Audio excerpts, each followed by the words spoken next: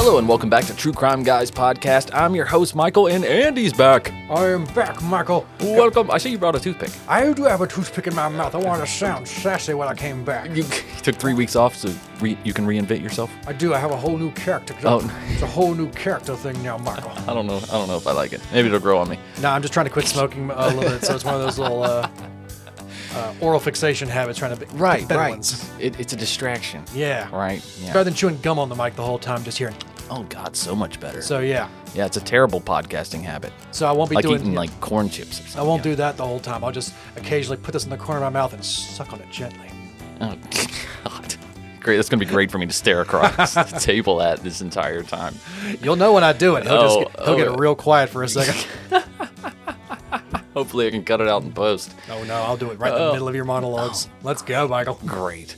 But guys, before we get into it today, I got to remind you about Patreon. Of course, Patreon, guys. Patreon.com/TrueCrimeGuys, where you can get access to these episodes early, ad-free, with bonus content as well every single week.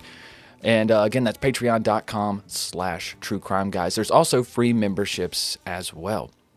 I recently just put up a video of some book recommendations on Patreon. So I'm trying to do a little extra content on there, trying to be more sharing. Yeah. Right? More open. Yeah. You know what I'm saying? Get the people I'm working with it. Let the people get to know us better. Yeah, exactly. I mean, we've only been podcasting 10 years. Maybe we open up a little bit. Yeah. Jesus Christ. Take Michael's recommendations into your lives. Jeez. You trust him now. But anyways, guys, again, please check out Patreon. It's the wheels of the podcast. It's the best way to support the show. But today, we got a very, very fun case.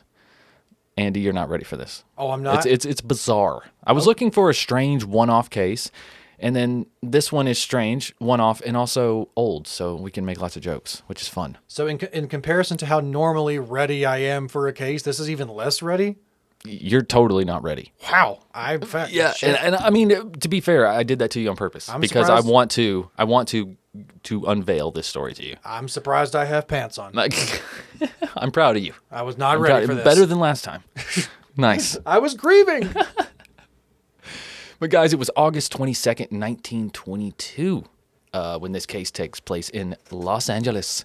And German immigrant Fred Oesterreich was in the middle of a heated argument with his wife, Walburga Dolly Oesterreich. I kid you not, her name is Walburga, not to be confused with the restaurant, Andy. I know that's what you're about to say. With the Walburgas? With the Walburgas restaurant? With the Walburga? Her name is Walburga. It's Walburga. Burga. That's even better. But we all know that nobody in Boston has a fucking Exactly. Exactly. I'm literally saying it makes you say it with a Boston accent. Thankfully, I can't she was help just like Dolly. Dolly. Okay? And Dolly. that's what we're going to call her. We're going to call her Dolly. But during this confrontation, without warning, Fred turns around and he's face to face with a man he knew a decade ago back in Milwaukee. And he's holding 2 pistols, one in each hand. Oh, okay. Fred didn't hear him come in, and most importantly, why the hell was he here in the first place? Right? Did you call for backup? Honey, this is bullshit. Yeah. This is one of the craziest crime/love/manipulation stories we've probably covered on the show. Okay. I'm excited about it. Tease me, Michael. Tease me. All right, let's get into it. Roll that intro.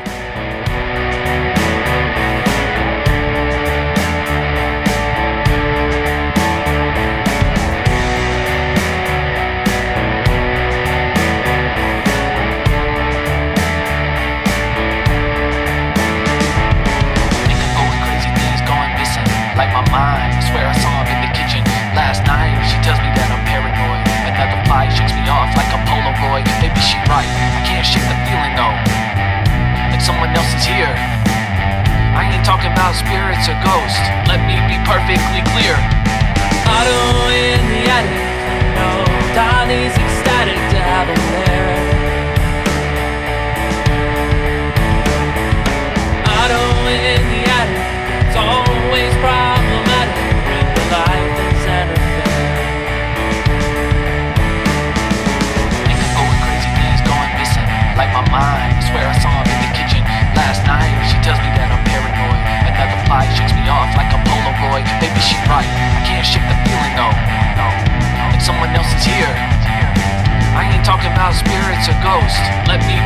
perfectly clear. Otto in the attic, no, Dolly's ecstatic to have him there. Otto in the attic, it's always problematic when your life is an affair. Otto in the attic, you know, Dolly's ecstatic to have him there. Otto in the attic, it's always problematic when your life is an affair. All right, so to truly understand this story, we first need to understand Dolly. Okay, yeah. We gotta Walburga. go with Walburga. We got to understand Walburga itself. Okay, I feel like that was her. it's so hard not to go into that accent. I after feel, saying God, yeah, and I know, but Dolly. I mean, even when we say Dolly, we still have it with the Boston accent. the we can't. Boston- We can't even say Dolly in it's our at own least accent. northeast. It's at least northeast, right? Say it in our own accent. Can we? Dolly. I can if I say Dolly Parton. See, now I can. I guess that's a whole different thing. That's a different thing. That's a whole different thing. How dare we even bring her up right now? Dolly Parton's. Do not disgrace her name. We'll start acting like that, Michael, and we'll show the respect she deserves. That's right. But this Dolly was born in 1880 in Germany, and I really couldn't find her maiden name or anything much about her childhood or her parents. She was very young when she moved to the United States, Wisconsin to be exact, and her family lived on a small farm. Dolly was in her late teens when she met Fred, and the couple got married when she was 17 and Fred was 20. In 1900, Fred and Dolly welcomed a young son, Raymond Harold Oesterreich. But unfortunately, the boy died in 1910 at just 10 years old. And the death of their son really played heavily on their marriage, and I don't think it ever really recovered. But financially, they still did great. Fred was a wealthy apron factory owner and already a workaholic at work, but an alcoholic at home. Not leaving a whole lot of time for Dolly these days, and Dolly needed a lot of attention, if you catch my drift, Andy. Oh, Dolly was a bit promiscuous, maybe. Just couldn't. One wasn't enough, maybe. No, not even close. And Dolly's infidelities started small, but soon became town rumors. It all started in 1913, when Dolly told Fred her sewing machine was broken and he needed to send someone to fix it, knowing damn well who that would be. You see, Fred had a young man working for him at the time by the name of Otto Sandhuber, who was apparently a whiz at fixing sewing machines. That ain't all he was fixing. Hey! Oh, kid's got a particular set of skills, if you know what I mean. Yeah, apparently. And when Otto showed up at the Oesterreich home, Dolly opened the door wearing nothing but a robe and slippers. And that's naked in 1913. Are you trying to seduce me, Mr. Robinson? Yeah, Otto obviously got the message, and the two started their secret affair. They started out meeting in hotel rooms, and then Otto just started coming over to the house during the day. But that quickly got to be a little too risky, as you could imagine. Neighbors were asking Dolly about the man, that keeps coming over. You're having a lot of problems with that sewing machine, Mr. Oesterreich. This repairman keeps showing up. I ain't seen a toolbox once. He ain't brought a van or a truck. I ain't even seen a clipboard one time. What's going on with that? Hell, man, he must be doing a lot of work. He's leaving covered in sweat. I don't know what to tell you, man. He's really working his ass off in there, I'll tell you that. Whatever I'm doing, man, but yeah. Hope to see a new remodel soon.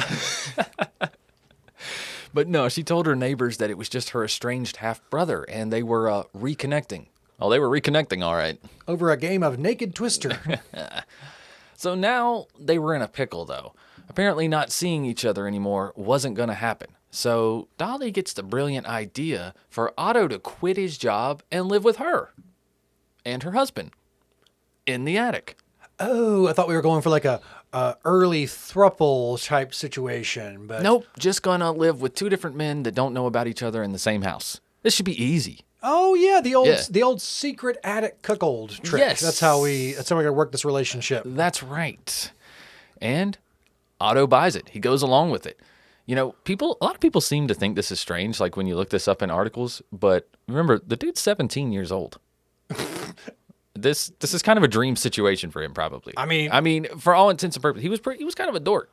Yeah, it's like So you tell me I just get to like live in the attic and bang bang this guy's wife who's pretty hot and she just wants to have sex with me all the time and I don't have to have a job or do anything. No. It's just a trick. I'm being punked. What? Did my parents put you up to this? Dude, yeah, the situation is absurd. But what's even crazier is it goes on for 5 years. Like Okay, this. now we're running into a weird... 5 years. So what, now he's 22. Do something with your life, kid. He Dream is. bigger, He's- darling. Otto spends his days writing Pulp Fiction novels, okay? Only coming out of the attic to have sex with Dolly. Are we gonna... Is it... It's like a muse. It's Go like ahead and tell me. Just spoil it now. Does this story end with Otto changing his name to Quentin Tarantino? possibly. He definitely changes his name. You'll see. To Django. The D is silent. Dude, but no, listen, he did spend his days writing Pulp Fiction novels, and he actually got some of them published under a pen name, but I couldn't find it. Oh, God. But everywhere said he got some published. But I've searched. I can't find any type of pen name or whatever. But Fred, right? Don't forget about old Fred in this whole thing. I mean, how could we? Don't forget about Fred Oesterreich, Fred's the fucking husband. Don't Meg- forget the guy that paid for the house. Don't forget Paying about the him. bills here. His house. Well, he, for the most part, didn't notice much, probably due to being drunk all the time. But he did start to get a little paranoid about the house. Like, he was hearing strange noises upstairs. He swore he kept seeing shadows out of the corner of his eye. And his cigars kept going missing, Andy. I just cannot, for the life of me. I just love the fact that this man probably for a good part of his, drunken nights had to have literal conversation with himself being like, I think this house is fucking haunted. Like, am I going cry? I think I got a goddamn ghost. Yeah, dude. Do I tell my wife that I see a ghost? Right. She'll think I'm crazy. Well, he did express his concerns to her, and she did exactly that. She did everything she could to make him feel like he was crazy and that he was losing his mind. Of course. I mean, what's the alternative? Right. Tell him what's going on? alternative is she's an like, actual oh, ghost. honey, you're just being silly, right? No, But- we have a poltergeist. And then you would think this would be enough, right? One night, the Oesterreichs came home unexpectedly early from a party, and Fred caught Otto in the kitchen, standing there eating a leg of lamb in his own fucking kitchen. And he just assumed he was a burglar that was hungry. Oh, pfft. So he chased him out of the house and was like, whatever, Goddamn Jesus burglar. Christ. Yeah, I mean, the smart thing for Otto to do at the time would be to run. Yeah. And act like you were a burglar. And that's what he did. Yeah. Yeah, you have to run out the back door, but break your way out the back door because you didn't break in. So you're like, boom, unlock. Or just dive through the back sliding glass. Right. But the next day, the now homeless Otto secretly met with Dolly. And as usual, Dolly had a plan. She gave him some money to use it to go to Los Angeles. They would keep in touch via a post office box, and she would persuade her husband to move there as soon as she could. And as usual, Otto did what he was told. He took the next train to L.A., where he got a job as a janitor in an apartment complex while he waited on Dolly. I know we make a lot of jokes. Poor Otto. Otto was basically sex trafficked as a young man for the better part of 5 to 6 years. Man, and just had no idea. He makes a claim of that. Yeah, I mean, but, I don't make a lot of jokes here. This man was 17 years old and then just basically became someone's live-in sex slave. Pretty much. Yeah. And I know we It's joke about weird. a lot of teenage boys having the dream there, but at the same time, this is a 17-year-old kid. A little bit of manipulation going on here, for sure. Otto's just yes-anding his way into this whole all of this. Just, okay. Yeah, pretty Yeah, much. Okay. Pretty much. But meanwhile, back in Milwaukee, Fred's mounting paranoia is making him want to move even more. Not to mention Dolly's probably in his ear, telling him that she wants to leave. We should go to L.A. But Have you heard about L.A.? Yeah. L.A. is so... Have you heard about L.A.? Have you heard about L.A.? It's so much better than Milwaukee. I hear such great things about L.A. We should go to God. L.A. now. But yeah, he had enough of the creepy Milwaukee mansion, and all of a sudden he wanted to go to L.A. for some reason. Can you believe that, Andy? By the way, I hear there's no ghosts in L.A. It's too hot. No crime happens there. Nobody gets killed there. There's no ghosts. Only haunt people where it rains, and that's not L.A. So It's too new out there. That's right. Ghosts take time. it's too new. Ghosts are way old. L.A.'s too new. Yeah, too new. But Dolly was like, yeah, let's move to L.A. No problem. I'll find a beautiful house with an attic. So Otto spent the next 4 years living in their attic in L.A. with pretty much the exact same routine as in Milwaukee. At least until that fateful night, August 22nd, 1922. Fred and Dolly were really getting into it. They were having a knockdown, drag out, as they call it, to the point that Otto was starting to worry that Fred might actually hurt Dolly. So he jumps down from the attic, surprising the shit out of Fred, mainly because Otto is dual wielding, Fucking dual guns akimbo out here. holding a 25 caliber pistol in each hand. But so Fred rushes him, and the two men struggle until finally Otto fires 3 shots into Fred's chest, killing him. Like, holy shit. Yeah, I don't know what else you're situation gonna just do with it. escalated.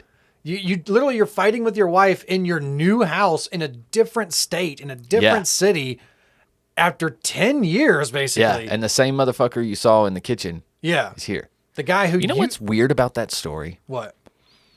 is him coming home and finding him in the kitchen. It's not a well publicized thing, right? It's only in a few different articles, and I chose to include it because it's interesting. But now I'm thinking back, and I'm like, Otto worked for him, and he recognized him. Well, according to Dolly and them, I guess the retelling, we assume he recognized him in L.A. 10 years later. So you mean to tell me he didn't recognize him 5 years later? Well, I think they In were his saying, house? Maybe he did change a lot. Remember, he was in his early 20s when he was just 17 last Yeah. he saw him. And you know, men change a lot at that time. Yeah, and it's dark. It's middle of the night. You don't know how drunk Otto, or he was when he came home at the time. Good point. Good point. So yeah, it could have been one of those situations where he just panicked in a dark room and started trying to get a burglar out of his house and didn't really see the person. Right. Okay. Well, either way, Otto and Dolly were in a serious pickle. So they start thinking quick, how the hell are they going to explain this? So they end up staging the room to look like a botched burglary. Then Otto locked Dolly in a hall closet and took the key and murder weapon with him back up to the attic. When the police show up, they find Dolly locked in the closet and Fred dead on the floor. She spun the story about someone breaking in, forcing her into the closet when she heard the gunshots. She said they stole a bunch of valuables, including Fred's diamond watch. Key piece of information there. Was Foreshadowing. it a real Rolex? We talking? I have no freaking idea. It was diamond, though, and it was expensive. Okay. Okay. And the police had no choice but to believe her. Now, remember, she is a very prestigious woman in L.A. as well. They're still rich. Okay. I mean, yeah. When he got here, he invested in another fabric mill or textile company and just picked up where he left off, honestly. I mean, for them to be able just to up and move to L.A., you're doing pretty well off. Yeah, you're doing well. But now, Fred's out of the picture, right? You'd think Otto would at least move into the main part of the house, right? But actually, Otto, you want to come down? but actually, Dolly didn't even want to live in this house anymore. Right?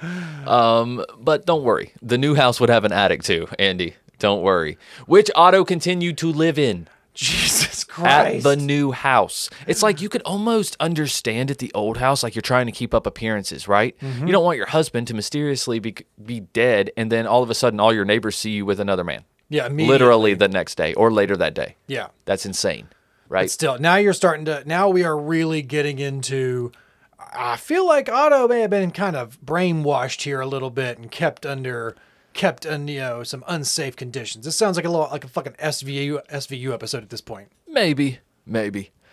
But like I said, I think she really wanted him to stay in the attic so she could kind of have her cake and eat it too, right? She wanted to keep her relationship with Otto, and at this time, Otto kind of felt safe in the attic, right? You got to remember, he spent a lot of his formative years up there now. Mm-hmm. Like it's almost like a little comfort cocoon for him. A little bubble boy up there. Yeah, exactly.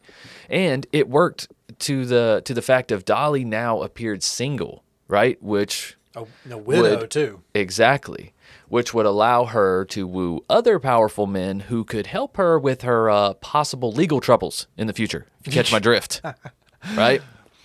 And she wasted no time. She started dating 2 men of influence rather quickly. One being a man named Roy Klum, who she apparently dated just so he would dispose of a murder weapon for her. She said her gun was close to the one that murdered Fred, and she didn't want unnecessary attention on her because of it, Andy. So I just want to get rid of it. I just don't want this gun. It's similar to the gun that killed my. It's really close to. Like it looks very. It's like the serial numbers are like so close. So close, and I just don't want them looking at it. Yeah. So could you do anything with it, please? Of course. Please. And I'm sure he got nothing out of the deal, but he obliged. And he threw the gun in the La Brea tar pits. Good spot. Been there. Yeah. The other gun was allegedly buried in a neighbor's backyard. Like so many guns in L.A. Right. Dolly also dated a man named Herman Shapiro at this time, and it got pretty serious pretty quick. It probably didn't hurt that old Shapiro was a lawyer. Sounds like it. Yeah. Anyway, as her relationship with Shapiro progressed, she eventually gave Shapiro a diamond watch for all of his help during this time. Yeah, diamond watch. I wonder where she got that. Man's diamond watch. Of course, Shapiro was like, where did you get this watch? She said it was Fred's. But Shapiro knew that a watch was reported missing. So when he asked her about it, she said, I found it in the couch cushions a couple days later. I just didn't think I needed to report it. Right. Yeah. That's definitely something you don't think to report. Don't even worry about it. One of the most expensive items you said was stolen that might link you to the identity of your husband's killer. Exactly. I found it. It's fine. Don't worry about it. Right. And around this time, I think Dolly was kind of starting to feel the heat, so she needed to make some type of move to get Shapiro on her side, right? So she completely breaks it off with Klume, right? The guy that disposed of the gun in the tar pits. Mm-hmm. And he did not take it well, Andy. Probably not. No, he did not. And he immediately went to the police. Yeah, this lady probably, I feel like I just got screwed. Yeah. I feel like I shouldn't have done that. I feel like I should not have done that. Nope. And the tar pits were searched and the gun was found, although pretty corroded. But it was enough for the police to bring Dolly in for questioning. Now, while in custody, awaiting her hearing, Dolly called Shapiro and told him that her brother was living in the attic and asked if he could take him some food. She said, when you get there, just tap twice on the attic door. Oh my God. My brother's living in the attic. He just wants some food. Be sure to tap twice. And if you don't hear a response, I need you to tap 3 times, but they need to be offbeat taps so that he doesn't get started. Treating him like a fucking caged up animal in there. Kind of like that? Yeah, okay. But it's like tap the rhythm to Funky Town. Like there you go. So anyway, Shapiro obliges, okay?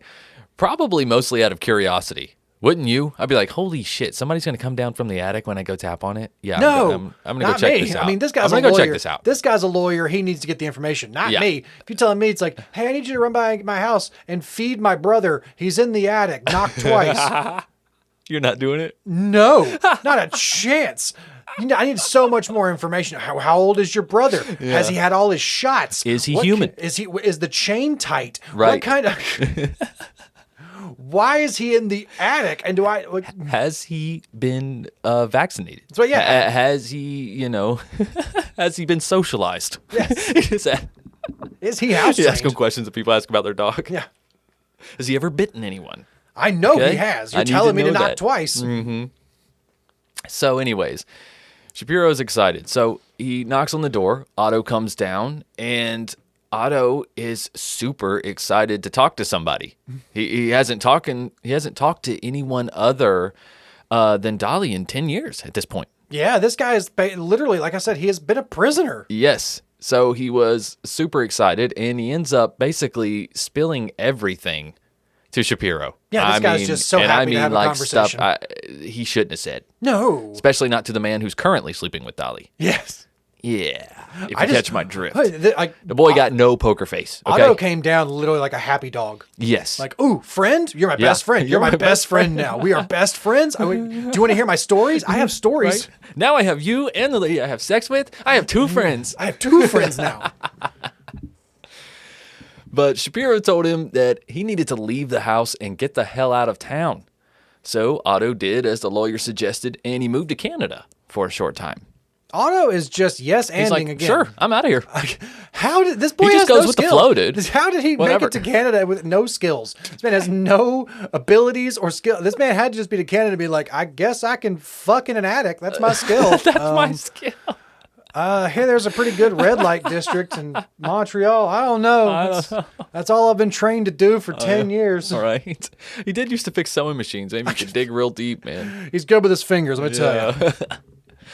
Now, during the trial, prosecutors quickly realized their case wasn't as solid as they originally thought. Because really, there was nothing to be learned from the corroded gun, and they still couldn't explain how Dolly was locked in the closet. Right? If she did it, how did she get locked in there? Mm-hmm. So? It only locks from the outside. Exactly. So they had to let her walk. And apparently, Shapiro was right there waiting for her, all forgiven. They moved in together and lived happily for the next 7 years. He forgave everything, all the stuff with Otto, everything. He's like, whatever. He's like, that guy, we got rid of him. I sent him up. I sent him to Canada. Yeah. With like $50. He's doing okay. He's probably dead. Let's just be honest. Probably dead. But no, so it lasted for 7 years, okay? They were happy. But then their relationship started to deteriorate. And Shapiro decided he was going to go to the police with everything he knew. He wasn't going to wind up being the second Fred. Yeah, I imagine Dolly might have slipped out on him a time or two, right? Maybe. And he kind of had enough of it. But yeah, once again, Dolly was brought in for questioning, and a warrant was put out for Otto's arrest. And wouldn't you know it, Otto had just moved back into town. The motherfucker was gone for 7 years. Comes back, gets arrested. He's like, son of a bitch, I could have just waited a little while longer. I was in Canada. I was in Canada. I should have stayed there. But yeah, terrible timing. But he was easily apprehended by police, and he was found guilty of manslaughter. But the statute of limitations on manslaughter at that time was 7 years, and it had been a total of 8. Andy? Oh, man. Okay, Otto. You're lucky fucking dog. Otto, you are a very curious case in this one. I want to feel bad for you and also be confused. I just, like... Otto walked free, dude. He walked free as well, and he continued to write. Really? Hey, man, he was not going to be deterred. He later changed his name and started living in the main section of his new home. No kidding. No, I'm just kidding. I'm just kidding. I added that part. I hope he did. I hope so. I hope he finally got out of someone's attic. But Otto also left L.A. and disappeared. During the media frenzy that surrounded the trial, he became known as the Batman of Los Angeles due to just living like a bat. His former bat cave. That's all it was. It had, Batman wasn't around then. They weren't making any reference to the superhero. They were just saying like, oh, he's like a bat. He lives up in a cave and doesn't come out during the day. He's up in the attic like he's got a bats Batman. in there. Can't you just hear the headlines? Oh, yeah. Mysterious Batman living in lady's attic for nearly 10 years. Yeah, I can see this. The 1930s. Yeah. Every journalist talks like this. Exactly. Dolly's trial ended with a hung jury, and charges were dropped in 1936. She eventually remarried and lived with her new husband in harmony until 1961 when she passed at 80 years old. Damn. So nobody got no charges? No charges, no nothing. Damn. Okay, Dolly. They're like, it's been 8 years. It's old news. That's old news. I know he killed your husband. Right. Because you said he might have heard. Like, yeah, it's 8 years, dude. That's all. That's a really bizarre little love triangle. And again, I feel bad for Otto a lot in this situation. I would make a lot of jokes about him. But it's like, this guy was 17 years old, got seduced by an older woman, and then just got convinced to an extent to start living in their attic. And like, where was his parents? For a decade. Like, I get that it's 1930. He had no family. And I think that was part of her planning. I think this is what she wanted. She wanted a little sex slave she could keep up in the attic. Mm-hmm. She wanted her cake, just like you said. She wanted to have her cake and eat it too. Yeah. And this guy's been in her attic for what, 10, 15 years? Like, he was there 10 years, dude. Like, that is ridiculous. Yeah, he has no social skills. He's been a prisoner up there. Yeah, he better be a fucking good writer at this point. Right. Now, he did read books. She did take him books. Yeah, often, obviously. Right? He read a lot and wrote. And, yeah, probably... Maybe, I don't know, probably didn't watch TV, probably listened to the radio during the day, went down there during the day, helped himself to some food. Because like I said, Fred was working a lot. So there was a lot of time he could come down from the attic. It's a little bit exaggerated. It's not like he spent every fucking day in the attic. Yeah. Right? Obviously. He basically lived in the house. He only just was up in the attic when he had to be. Exactly. So, the evening hours and overnight, basically. Yeah. But still, Crazy story though, right? I would love to. I would love it if they could ever figure out what he changed his name to, and if he ever did anything. I know. And what the pen name was he wrote for it. What's strange is the only other name I found for him was Otto Weir, W-E-I-R. Okay. And allegedly that was his birth name. So he had already changed his name at 17. Now, that's not really that suspicious, especially him being an orphan, right? Maybe he was adopted from another family and then just didn't want anything to do with them, but they changed his name. You see what I mean? Mm-hmm. Like you said, Otto is kind of like a yes and kind of, he's a go along, get along. Yeah. You know what I'm saying? That's just what he happy to was. be here. He's like a lemming. Yeah. He's just like, oh, you want me to do that? Okay. Yeah, obviously. And I think that's just how he lived his life. Yeah, you kind of had to sometimes just to survive. Yeah, It's a lot I of guess. tougher I mean, he times. had nobody. Yeah. He really didn't. I mean, in the 1930s, being 17, it's a rough time. Mm-hmm. Rough time, no doubt. But crazy story, crazy one-off story. I actually just picked up a book. I put it in the sources, The Most Bizarre True Crime Stories Ever Told by Jack Rosewood. And I'll definitely be bringing you guys a few more from this. Hopefully they're ones that you haven't heard. Hopefully you guys weren't too familiar with this one. You ever heard of this one, Andy? No, I had not. Yeah, me either. Now, there are some in here that I have heard, like, the cannibal, Issei Sagawa, who we just covered. He's in here.